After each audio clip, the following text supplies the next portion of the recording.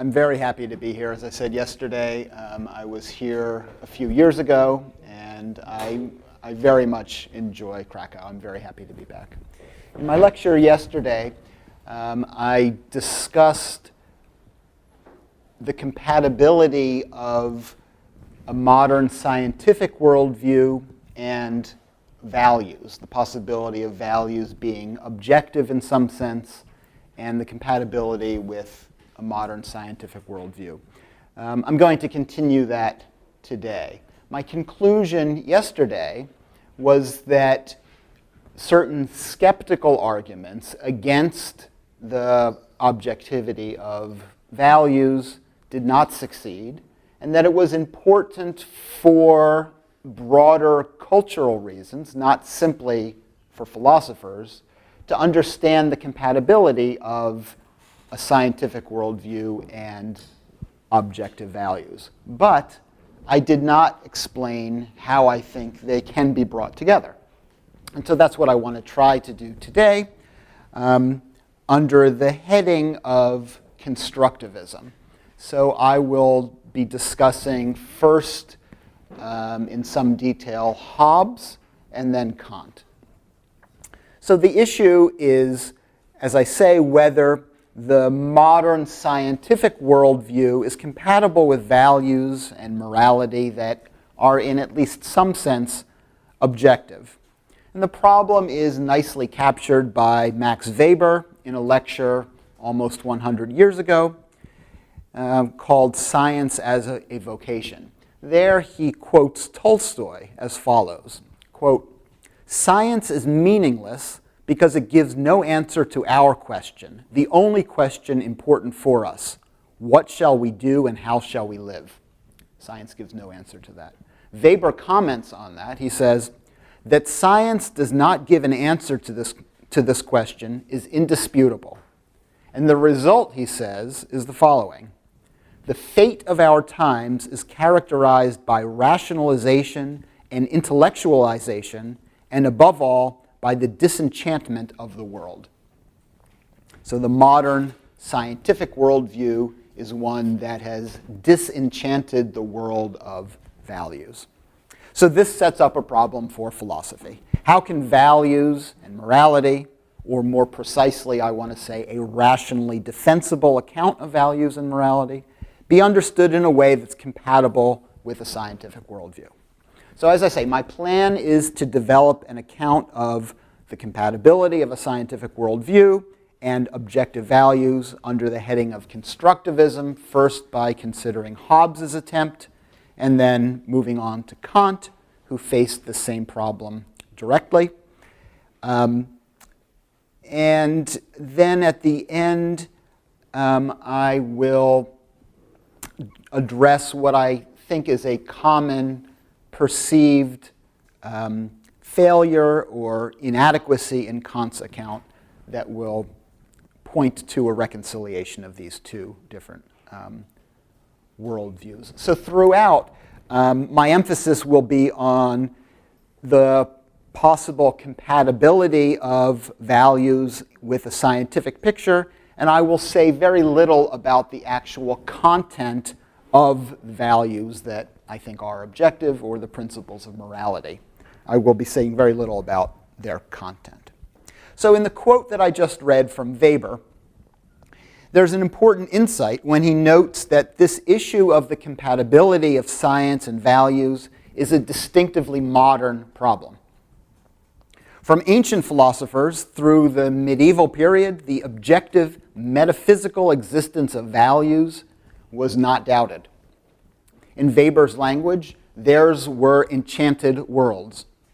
For Plato, very, very briefly, for Plato, the good is real, and indeed it's more real than ordinary objects. So in the Republic, Socrates says, quote, "Not only do the objects of knowledge owe their being known to the good, but their existence as being are also due to it." So exactly how ordinary objects participate in the form of the good is obscure, at least to me. But the point is that Plato has no doubt that the form of the good exists and is objective. Although Aristotle rejects Plato's idea of the form of the good, he also insists that there is a highest good for human beings, and ethics is precisely the investigation of this objective good, which he calls eudaimonia. In order to clarify the content of this highest good for human beings, Aristotle recommends reflecting on our function, ergon. Once we've identified our natural and appropriate end or goal, we've identified what a good life consists in. Thus, in determining which ways of life are objectively good or objectively best, Aristotle relies crucially on his broader teleological metaphysical framework. So Aristotle's full account of explanation is too complicated to discuss here, but the crucial point is that he believes an adequate explanation requires that we identify not only an efficient cause, but also a final cause. While acknowledging that some things are simply the result of chance or coincidence, everything else, including human beings, must have a final cause, something for the sake of which they exist. This directly introduces, for Aristotle, a normative or evaluative element at the ground level of his metaphysics. When something achieves its telos, it's a good one of those. And when something fails to reach its goal, it's a failure of some kind. So, because an adequate explanation requires identification of a goal, which may or may not be achieved, explanation, for Aristotle, carries with it the resources for evaluation. So for Aristotle, there's no question of any kind of incompatibility between explanation and evaluation. I'm going to skip over a little bit in the interest of time. By the mid-17th century, however, the compatibility of scientific explanation and values was a serious issue. Thomas Hobbes's worldview was decisively shaped by the scientific revolution that had occurred over the previous century, initiated by, among others, Copernicus, continued through the work of Galileo and Kepler, theorized by Francis Bacon and René Descartes. Hobbes self-consciously set out to follow the new scientific method in his own work, most notably in his mechanistic physicalism. In the introduction to Leviathan, he gives a famous reduction of life to, quote, but a motion of limbs. He says, quote, for what is the heart but a spring, and the nerves but so many strings, and the joints but so many wheels. More dramatically, Hobbes insists that mental contents also are to be understood in physical terms. Thoughts, he says, have their origin in sense. Quote, for there is no conception in a man's mind which hath not at first, totally or by parts, been begotten upon the organs of sense. Further, quote, the cause of sense is an external body or object which presses the organ proper to each sense, which pressure, by the mediation of nerves and other strings and membranes of the body, continued inward to the brain and heart. So strictly a physical story, and strictly a story in terms of efficient causation, no teleology at all. And crucially, this reliance on efficient causality includes Hobbes's account of action. Now, it might seem, whatever we think of Aristotelian metaphysics, it might seem that teleological explanation would be most at home in explaining intentional action. We might say, for example, that Adam walked into the kitchen in order to get something to eat. His action is directed toward an end, and we cite that goal in order to explain the action. But here is what Hobbes says about action. I'll skip over some of the quote. He says, that sense is motion in the organ and interior parts of man's body caused by the action of the things that we see, hear, etc. That's what I've already explained. Then he says, it is evident that the imagining is the first internal beginning of all voluntary motion. These small beginnings of motion within the body of man, before they appear in walking, speaking, striking, and other visible actions, are commonly called endeavor. So there's even when Adam walks across the room, we would say to get something to eat. Hobbes would say there's a causal story internal to his body or brain that he thinks of it as motion, gets expressed outwardly in his bodily motion. Continuing, he says, this endeavor, which is the beginnings of motion within the body of man before it appears outwardly, he says this endeavor, when it is toward something which causes it, is called appetite or desire. And when the endeavor is fromward something, away from something, it is generally called aversion. So, for Hobbes, explanation of action is strictly mechanical, strictly a matter of efficient causation.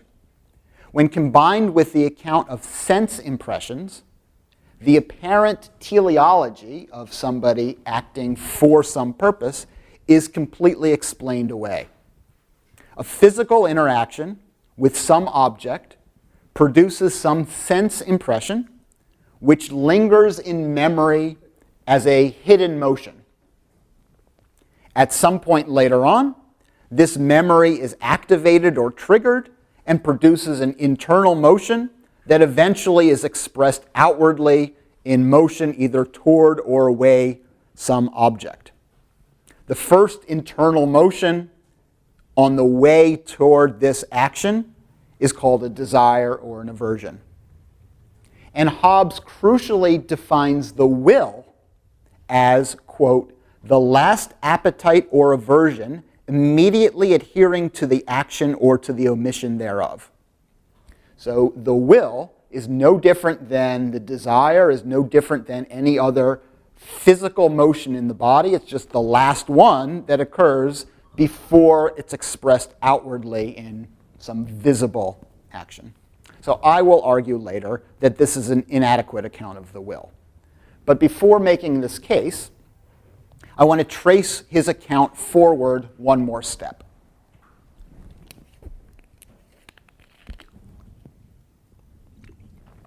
Hobbes holds that values have no objective place in this scientific picture. Of course, individuals do have desires and aversions, objects to which they are drawn or avoid. And so individuals take things to be good. We may say that there are apparent goods that individuals draw from their desires. And this is exactly what Hobbes tells us. Quote, but whatsoever is the object of any man's appetite or desire, that is it for which his part he calleth good, and the object of his hate and aversion evil. For these words, good and evil, are always used with relation to the person that uses them, there being nothing simply and absolutely so. Nothing is simply absolutely good or bad. Nor is there any common rule of good and evil to be taken from the nature of the objects themselves. So, no objective values. What we have are merely apparent goods or bads, and when we use the word something is good or something is bad, we're simply expressing the fact that we have a desire for it or an aversion to it. Hobbes was very well aware that this subjective account of the good differed radically from that of the ancients. In rejecting Aristotle, he was as blunt as he could be. He says, there is nothing so absurd that the old philosophers have not some of them maintained, And I believe that scarce anything can be more absurdly said in natural philosophy than that which now is called Aristotle's metaphysics, nor more repugnant to government than much of that he hath said in his politics, nor more ignorantly than a great part of his ethics. Specifically, Hobbes said, with regard to the ethics, quote, there is no such finis ultimus, nor summum bonum, as is spoken of in the books of the old moral philosophers. There is no highest good, and it's absurd to think that there is. Okay. Tracing Hobbes' account one step forward. Now this, I take it, will be very familiar. Consider now the situation in which, quote, any two men desire the same thing, which nevertheless they cannot both enjoy. Hobbes says that they, in that situation, they become enemies. But the point is not simply a prediction that they are likely to fight over that object. Things are much worse than that. There is, for Hobbes, in principle, no way for the parties to resolve the conflicting judgments of value for themselves. Both parties, when I say it would be good for me to have that thing, and you say it would be good for you to have that thing, both parties, both of us, are accurately reporting our desires, and so both are justified in making their conflicting judgments of value. There is no way for individuals in that situation to reason together to determine which judgment or which underlying desire is more reasonable. They cannot, for example, attempt to determine which is more conducive to achieving the highest good. There is no highest good for Hobbes. In such a case, Hobbes argues, there are only three possibilities. Quote, the parties must by their own accord set up for right reason the reason of some arbitrator or judge to whose sentence they will both stand, or their controversy must either come to blows or be undecided for want of a right reason constituted by nature. And so is it also in all debates of what kind soever. Okay, so for Hobbes, when there are conflicting desires, when there are conflicting judgments about what is good, there are only three possibilities. One is that it remains unresolved. Two is that we fight it out. We use force to try to achieve what each of us takes to be good, to satisfy our desires. The third possibility is that we agree to set up some other individual's judgment to be our own.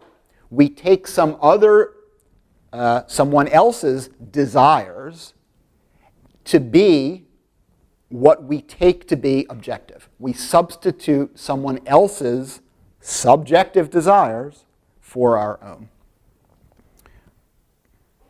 We take that to be authoritative over ours. In effect, we treat somebody else's judgment as objective. And this, of course, is exactly what Hobbes advocates in instituting a sovereign. So the parties in the state of nature, Hobbes says, must, quote, confer all of their power and strength upon one man, that may reduce all of their wills into one will, and submit their wills, every one to his will, and their judgments to his judgment. Okay, so no way to resolve conflicts except to simply agree to substitute somebody else's subjective judgment for ours. Now the problem is this. The problem that I want to press against Hobbes is this. For Hobbes, what we will is necessarily what we have the strongest desire for.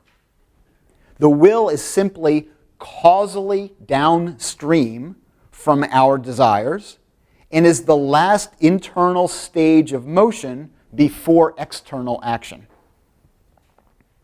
And what we have the strongest desire for is what we think best, is what we call good. What we desire, we call good. So, since there is no standard for rational willing, apart from what we have the most desire for. There's no highest good, no rule of good and evil taken from the nature of the objects themselves. The implication of this is that, according to Hobbes' account, we always act rationally. We always act according to our subjective good. We always act according to what we desire most. Yet Hobbes clearly does think that we sometimes act irrationally. Sometimes he thinks we act contrary to our subjective good. Arguably, that's the whole point of Leviathan. Arguably, the whole point of writing the book was to correct, quote, the ignorance of the causes and original constitution of right, equity, law, and justice. In fact, he thought that this ignorance was pervasive.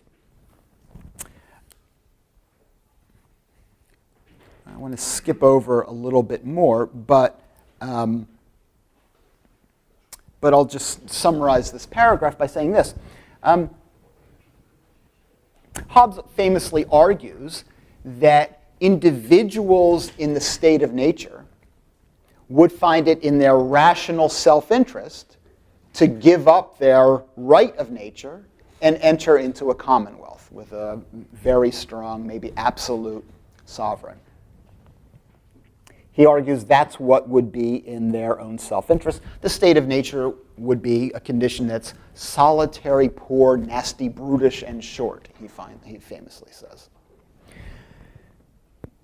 And so the argument is that individuals would better preserve their lives, would better satisfy their desires, would better achieve the things that they want if they could get out of the state of nature and enter into a commonwealth. And yet, Hobbes thinks clearly people sometimes don't do that in fact, sometimes people act irrationally. They don't take his advice. Yet what I've been arguing is that he can't really say that. If individuals in practice don't take his advice, don't enter into a commonwealth with a near absolute sovereign, what Hobbes wants to say is that they're being irrational. They're not satisfying their desires very well. But really what should follow from that is that Hobbes has misjudged what their desires are. That actually, the last motion before their action is not directed to getting out of Commonwealth. There's something else that they value more. And so it turns out, I argue, that on Hobbes's view, their actions, if they stay in the state of nature, are rational given what they desire, given Hobbes's understanding of what desire is. So there's no basis for criticizing an action as irrational, despite the fact that he wants to. So what I am pointing to here is maybe a familiar problem of so-called revealed preferences. Any set of actions can be interpreted or reinterpreted in a way to make them the product of some consistent set of desires. There will always be a set of preferences that would make any action turn out to be rational. And if our only basis for attributing a desire to a person is the fact that she actually acted in a certain way, we will never have grounds for saying that she acted irrationally. What we need, I think, and what Hobbes does not have, is an independent notion of endorsement, an independent way of attributing to somebody an endorsement of an ideal or a goal in this case, which may either agree with or conflict with what their actual behavior.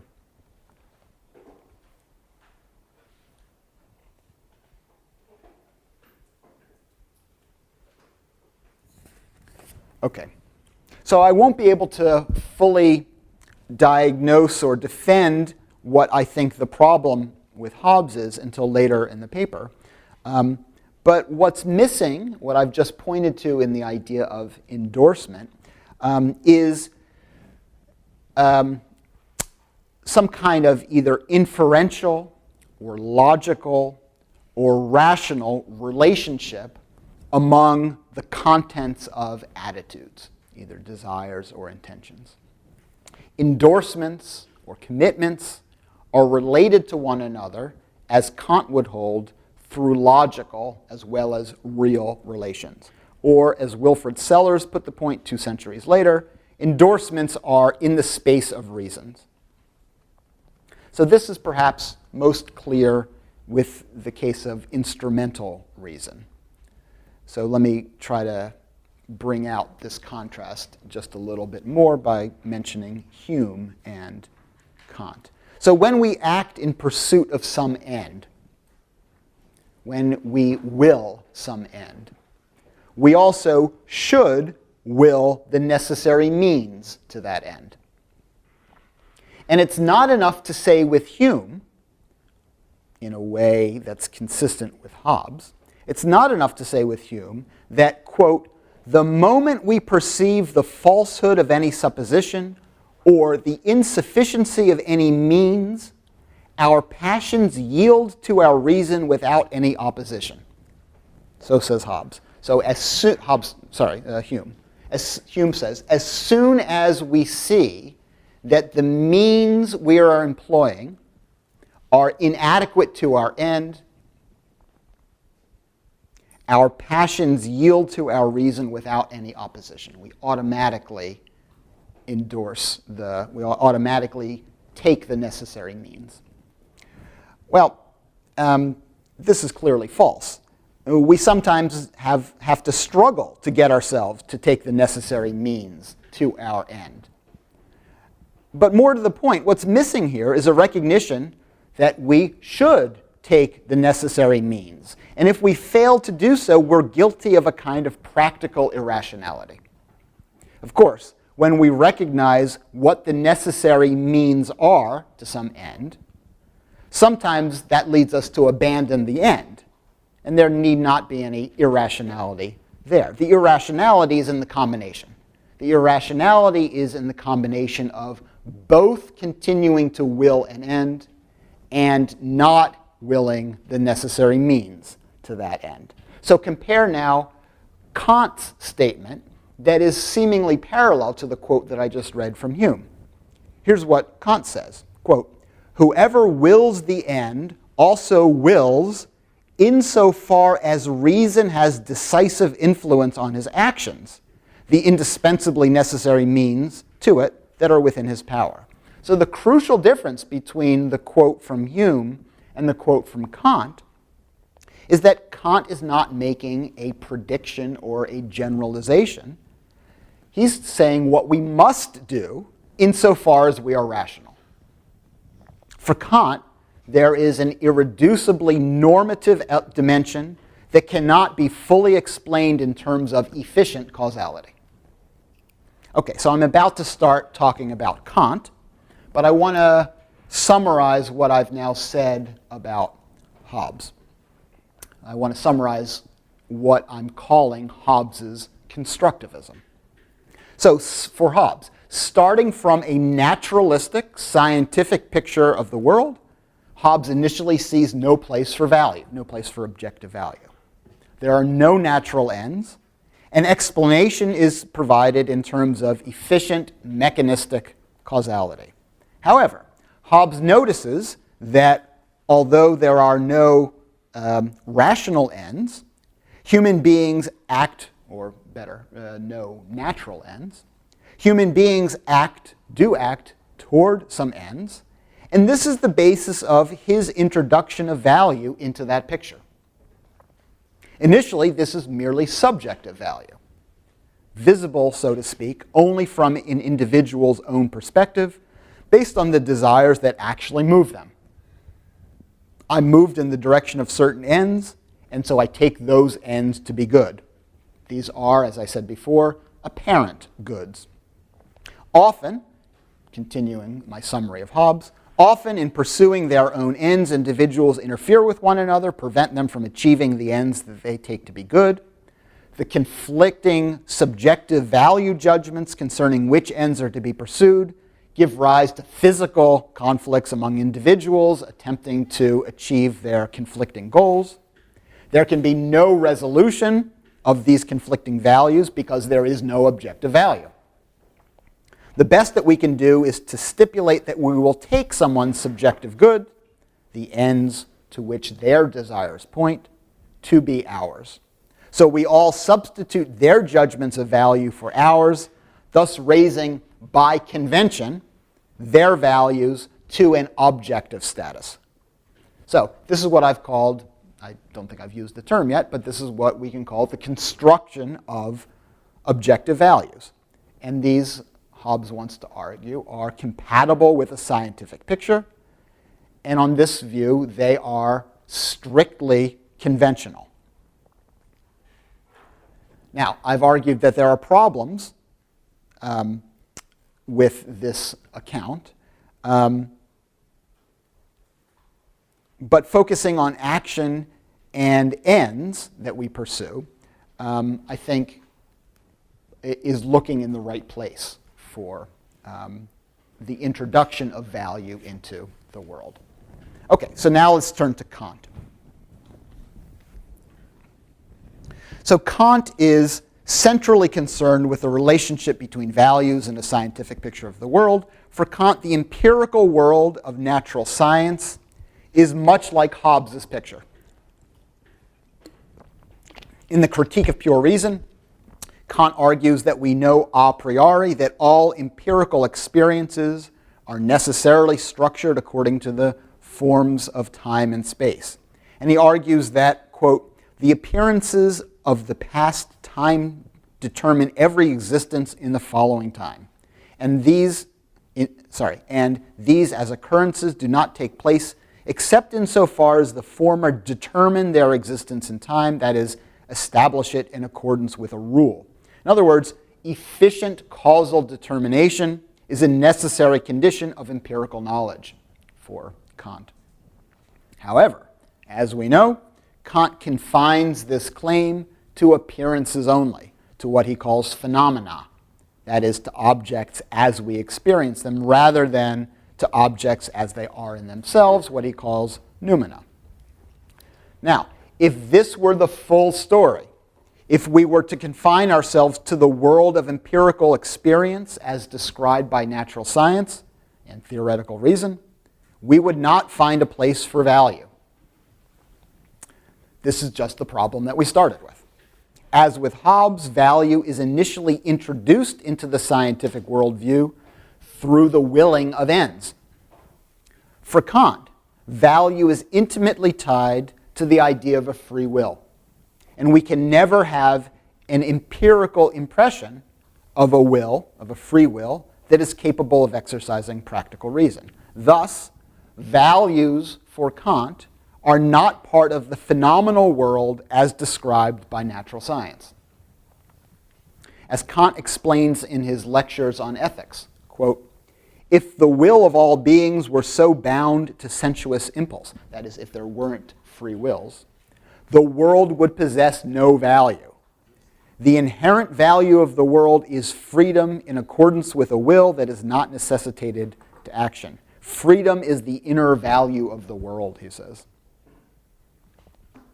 So, although freedom, and therefore values, are not part of our empirical experience, Kant holds that we may consider the possibility of a will that is free in itself. And because theoretical reason is properly limited to the objects of possible experience, it cannot exclude the possibility of a free will as noumenal. And this is supposed to be one of the main lessons of the first critique. So I'll skip over the quote. The idea of a critique of pure reason, or a critique of pure theoretical reason, seeks to limit theoretical reason to its proper domain, objects of possible experience, understood as phenomena. If theoretical reason were to extend beyond the bounds of possible experience, it would fall into contradiction, and therefore Kant argues it must be limited. So I can't fully explore here the Kantian connection between freedom and value, but I want to say a few things more about it. Consider the opening of the groundwork.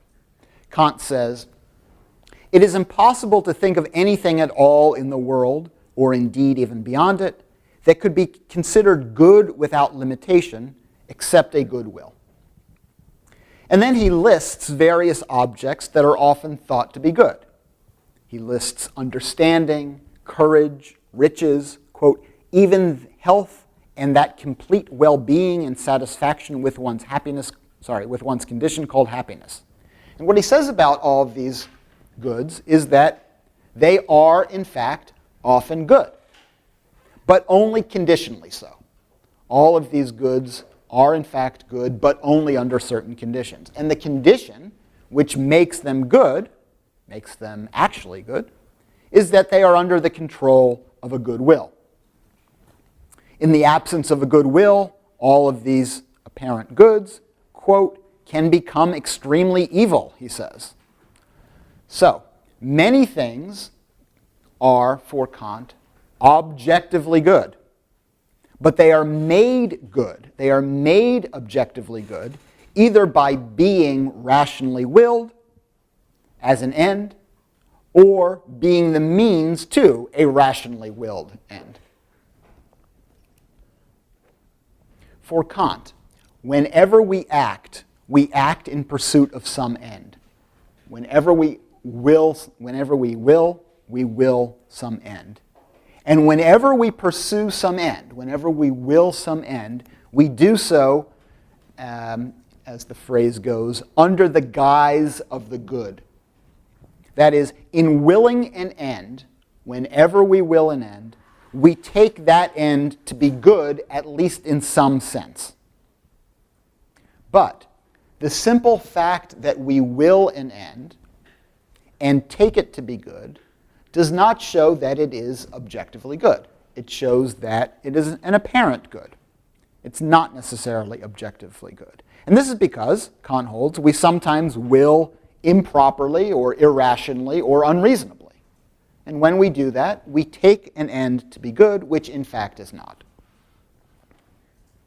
On the other hand, when we do will properly, when we will an end rationally and reasonably, for Kant, the fact that we will that end and do so rationally makes that end good, makes that end objectively good.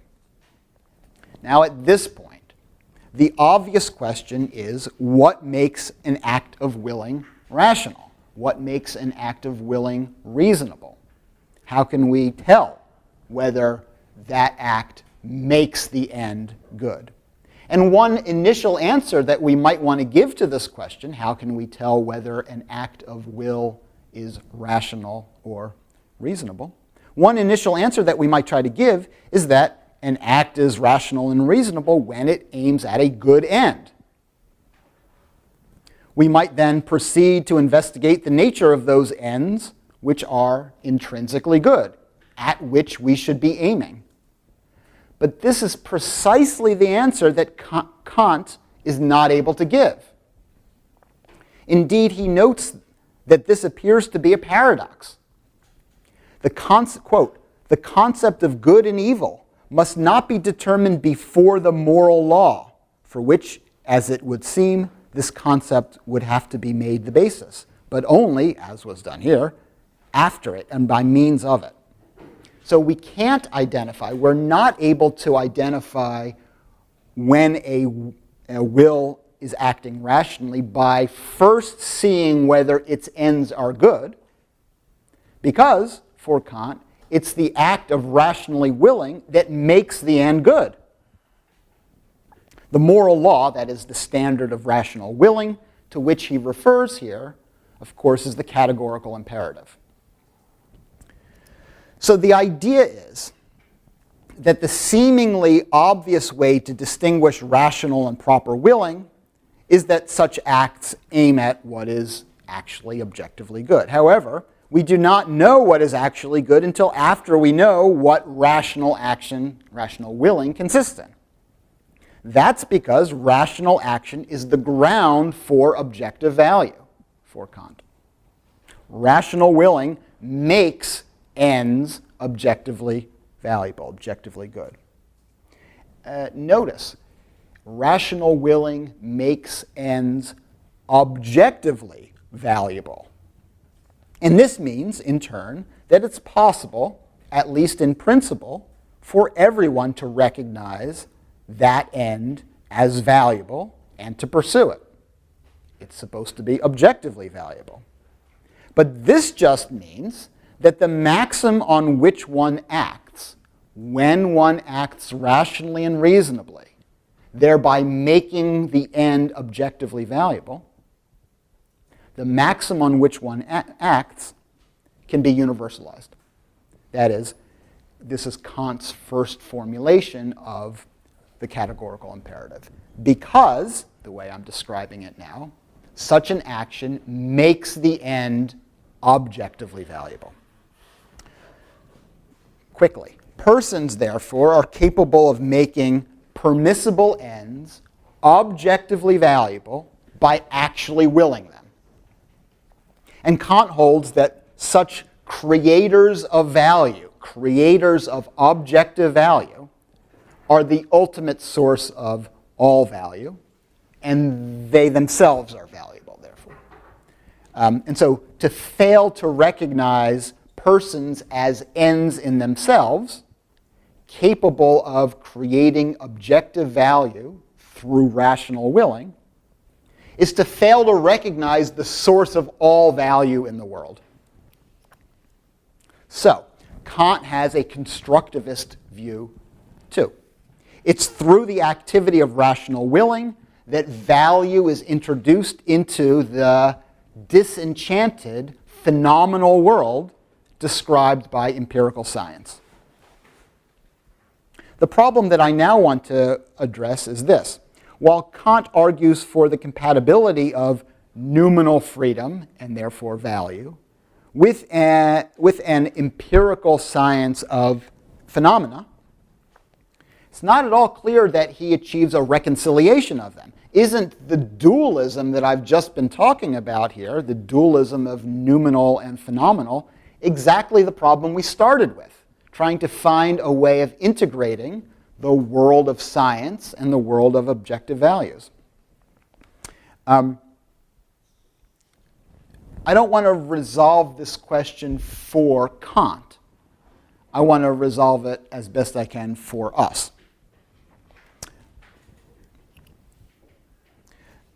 But there is a sense, of course, in which Kant holds that we do not have knowledge of freedom.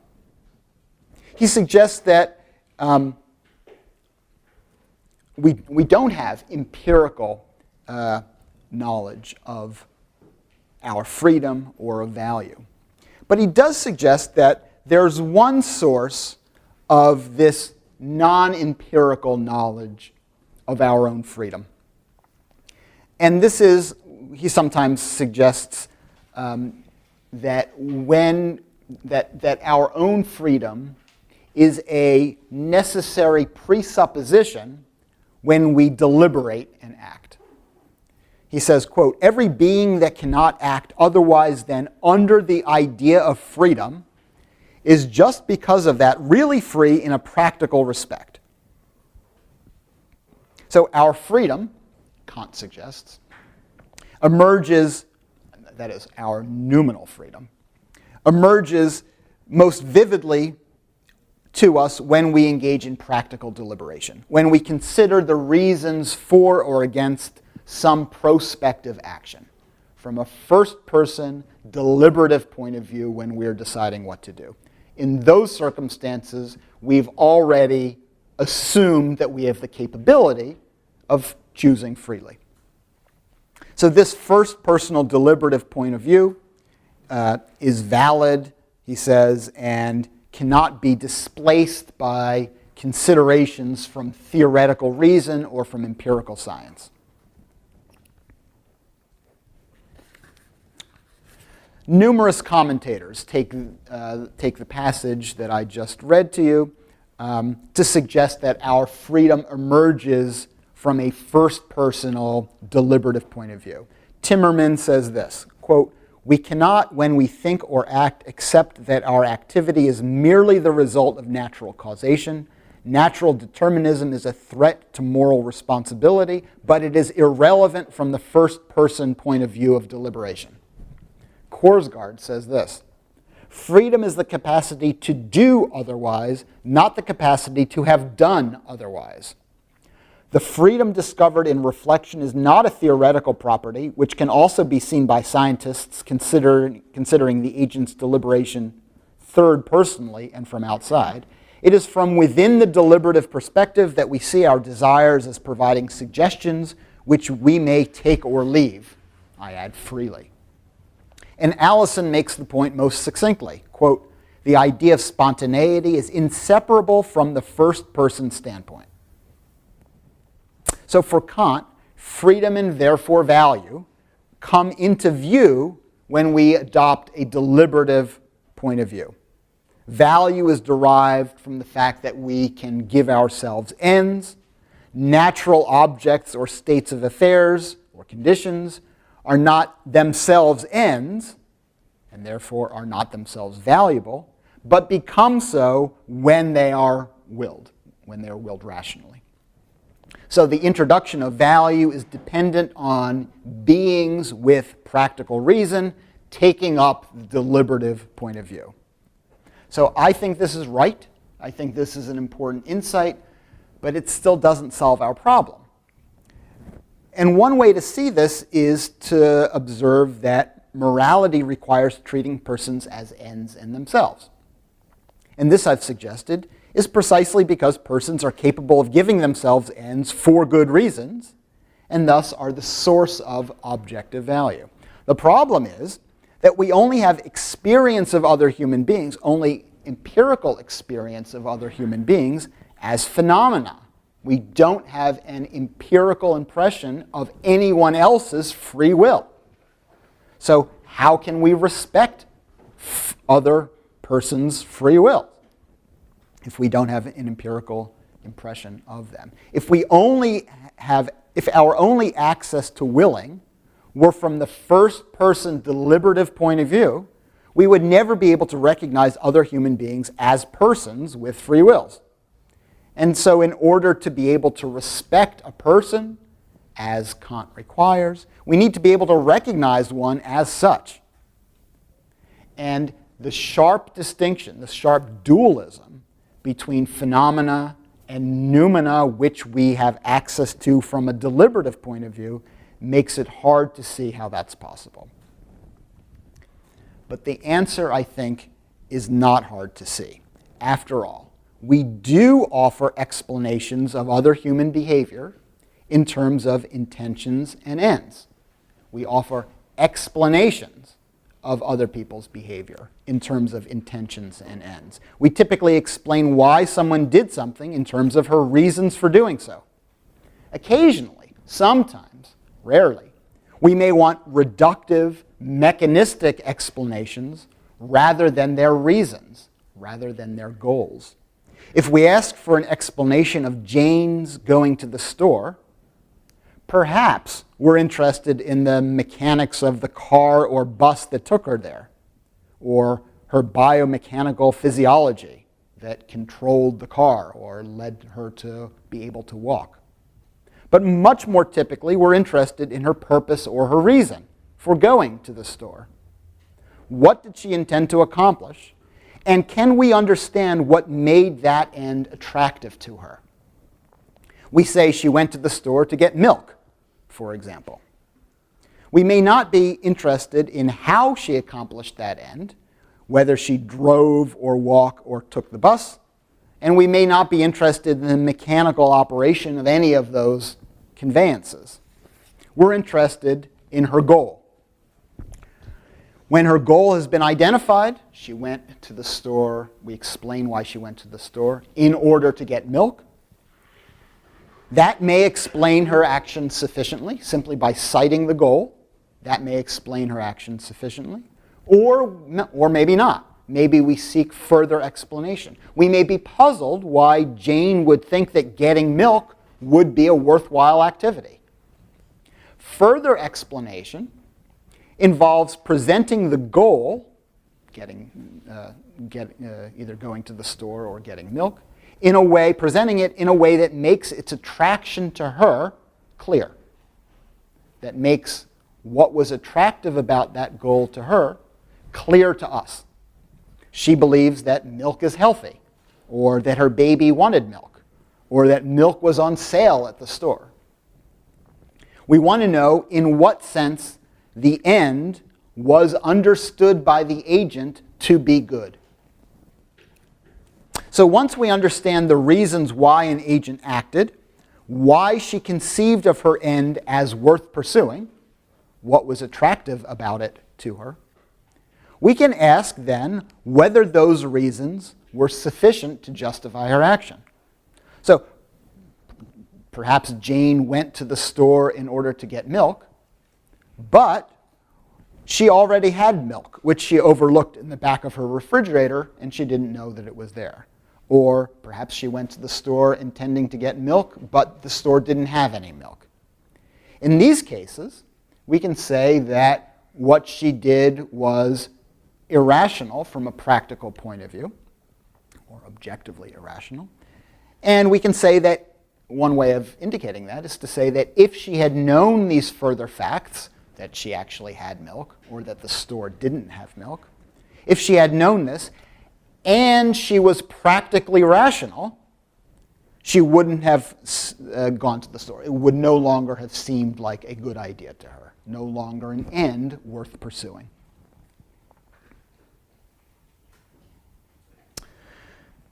On the other hand, we may conclude that her reasons actually were sufficient to justify her action. And in that case, her end was actually valuable.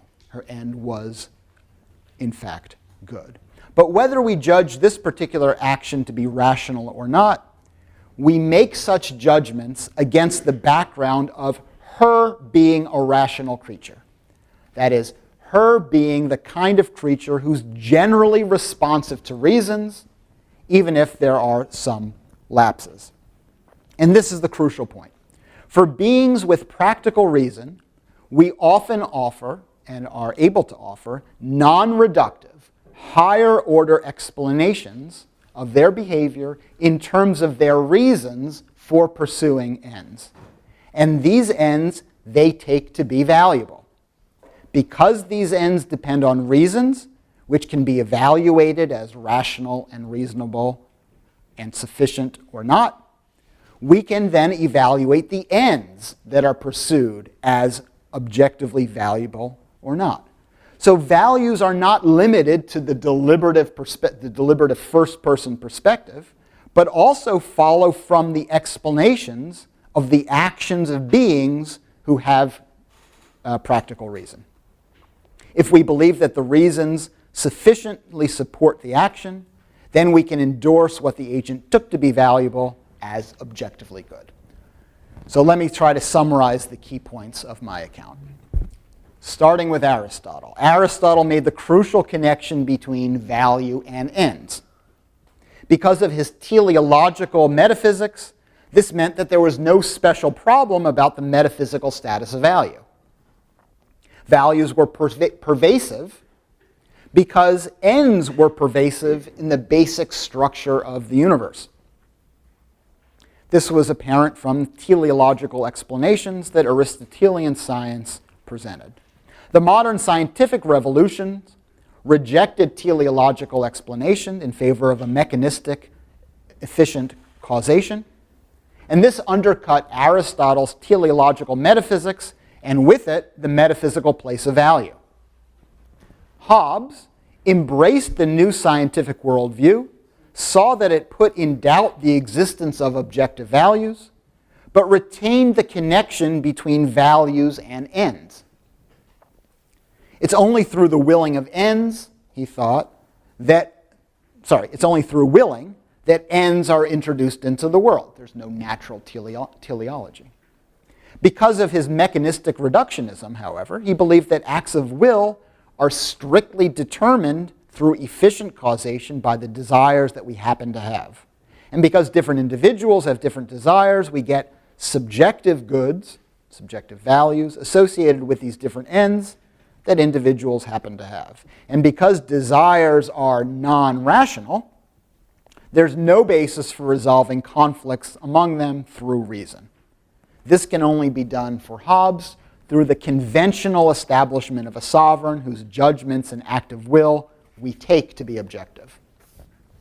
Kant also addresses and endorses the modern scientific worldview as the world of empirical experience. He also holds that values are introduced through the ends that we give ourselves in willing, but he rejects Hobbes's reductionism of the will. Kant has a robust conception of practical reason, and he sees that inferential or logical or rational connections among reasons are normative, not merely causal. This, he would say, noumenal space of reasons comes into view most clearly when we take up a deliberative first-person perspective and ask what reasons we have to pursue various possible ends. With this deliberative first-personal point of view, we break free of the scientific perspective of causal determinacy and view ourselves as free to choose our own ends, not only those suggested by our natural inclinations. And when we do that correctly, that is, when we act on the basis of sufficient reasons, the ends that we will thereby acquire objective value. Ends become objectively valuable because we will them rationally, not the other way around. Kant's dualism, however, may obscure how value is constructed in the world, and therefore it may obscure the answer to our original question, whether it's possible to reconcile objective values with the scientific worldview. This, I suggested very briefly, can be overcome when we notice that ends not only figure in our first personal deliberation, but also in our explanation of the actions of rational beings, other rational beings. Although there may be a mechanistic cause of the motions that instantiate a particular action, there may be a mechanistic explanation for Jane's bodily motion as she moves toward the store, we're often interested not in that, but in a higher order explanation. We typically want to know the reasons why a person acted as she did, and the reasons she had for the end that she was pursuing, rather than the mechanism which brought that end about. And once such reasons are in play, once we've introduced reasons into our explanation, then we can assess whether they are sufficient for the action, whether they're rational and reasonable or not. And if they are, then we can endorse what the agent took to be good as having the support of reason and therefore being objectively good. So, the reconciliation of the scientific worldview with values depends on recognizing higher order explanations of rational beings acting on the basis of practical reason. And this depends, I admit, this depends on a robust understanding of practical reason. I have not said anything to try to diffuse skepticism about practical reason. What I think I've done, what I've tried to do, is push skepticism about the possibility of objective values. I've pushed that skepticism into a form of skepticism about practical reason. So there still are skeptical challenges that I have not defeated. My point was not to try to refute skepticism, but to relieve a certain worry concerning the possibility of objective values in light of modern science. So, very last point.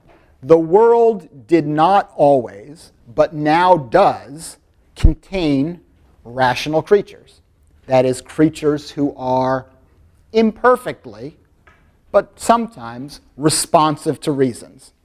And the explanation of at least some of the behavior of these creatures depends on recognizing that they pursue ends for reasons.